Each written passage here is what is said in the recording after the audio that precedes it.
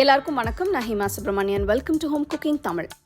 கத்திரிக்காய் ரெசிபீஸ்ன்னு பார்த்தீங்கன்னா நிறைய இருக்குது. நம்ம கத்திரிக்காய் வச்சு நிறைய டிஷ்ஷஸ் செய்யலாம். இன்றைக்கி ஒரு சூப்பரான கத்திரிக்காய் வறுவல் ரெசிபி தான் உங்களோட ஷேர் பண்ண போகிறேன். இதில் ஒரு ஸ்பெஷல் மசாலா பவுடர் சேர்த்து இதை செய்ய போகிறோம். ரொம்ப டேஸ்ட்டாக இருக்கும். ஸோ வாங்க இப்போ நம்ம ரெசிபிக்குள்ளே போகலாம். நான் 1/2 கிலோ ஃப்ரெஷ்ஷான கத்திரிக்காய் வாங்கியிருக்கேன். காயை நல்லா கழுவி க்ளீன் பண்ணிக்கலாம். காம்பு பகுதியை நீக்கிட்டு காயை 4 நீல வாக்கில் கட் பண்ணிக்கோங்க. கட் பண்ணதும் உடனே தண்ணியில போட்டு வச்சிருங்க. காய் கலர் மாறாம இருக்கும். இப்போ இந்த வறுவலுக்கு தேவையான மசாலா பொடி ரெடி பண்ணிக்கலாம். ஒரு பேன்ல 1/2 கப் வேர்க்கடலை சேர்க்கிறேன். நீங்க வறுத்த வேர்க்கடலை கூட யூஸ் பண்ணிக்கலாம். வறுத்த வேர்க்கடலை இருந்தாலும் 1 நிமிஷம் ரோஸ்ட் பண்ணிட்டு பொடிக்கு யூஸ் பண்ணும்போது ரொம்ப வாசனையா இருக்கும். வேர்க்கடலை வறுபட்டுருச்சு. இதை வேற ஒரு பிளேட்டுக்கு மாற்றி வச்சிடலாம். அதே பேன்ல 2 டீஸ்பூன் தனியா, 2 டீஸ்பூன் சீரகம், 8 பியாத்கி மிளகாய், இது இல்லைன்னா நீங்கள் காஷ்மீரி மிளகாய் யூஸ் பண்ணிக்கலாம். 3 பல்லு பூண்டு சேர்த்து வறுத்துக்கோங்க. உங்களுக்கு பூண்டு வேண்டாம்னா நீங்கள் பூண்டை விட்டுட்டு இந்த பொடியை பண்ணிக்கலாம்.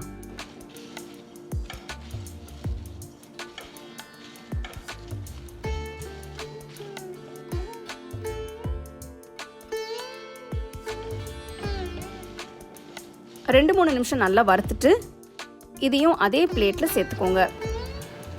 ஆறுனதும் மிக்சர் ஜாருக்கு மாற்றி நல்லா பொடிச்சுக்கலாம்.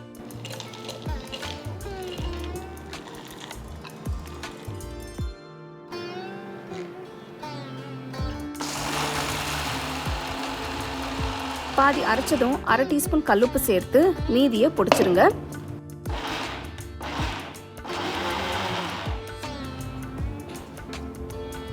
மசாலாவை ஒரு கண்டெய்னருக்கு மாற்றி வச்சிடலாம்.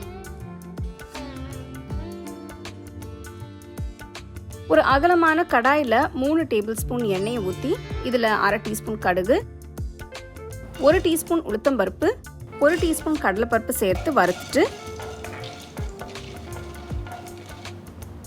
1/4 டீஸ்பூன் பெருங்காயம் சேருங்க. அடுத்து நீல வாக்கில் கட் பண்ண 3 பச்சை மிளகாய், பொடுசா நறுக்குன 2 வெங்காயம் சேர்த்து வெங்காயம் நல்ல பொன்னிறமா வர வரைக்கும் வதக்குங்க.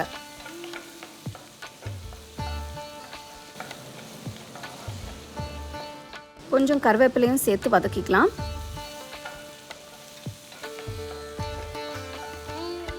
இப்போ நறுக்கி வச்ச கத்திரிக்காயை சேர்த்துக்கலாம். ஸ்டோவ் ஹை ஃப்ளேம்ல வச்சு 2-3 நிமிஷம் வதக்குங்க.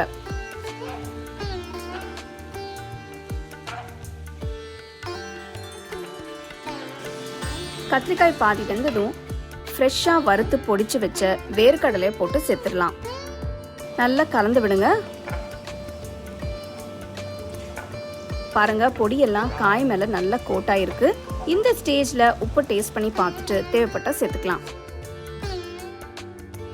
நல்லா ஃபுல்லாக மசாலா கூட வேக விடலாம்.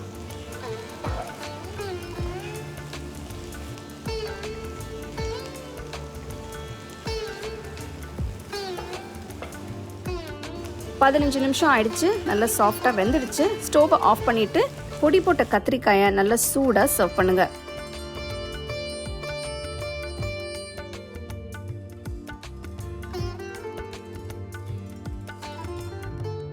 நான் நல்ல சூடான சாம்பார் ரைஸ் கூட இதை சர்வ் பண்ணுறேன். இதை நீங்கள் சாம்பார், ரசம் இல்லைன்னா வெறும் சாதத்து கூட வச்சு சாப்பிடலாம். ரொம்ப அருமையாக இருக்கும்.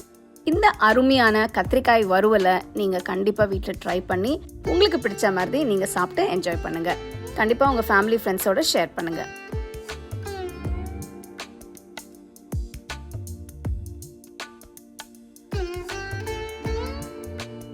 உங்களுக்கு இந்த ரெசிபி பிடிச்சிருந்தா லைக் பண்ணி ஷேர் பண்ணி ஹோம் குக்கிங் தமிழ் சேனலுக்கு சப்ஸ்கிரைப் பண்ணுங்கள். மறக்காமல் பெல் ஐக்கானை கிளிக் பண்ணுங்கள்.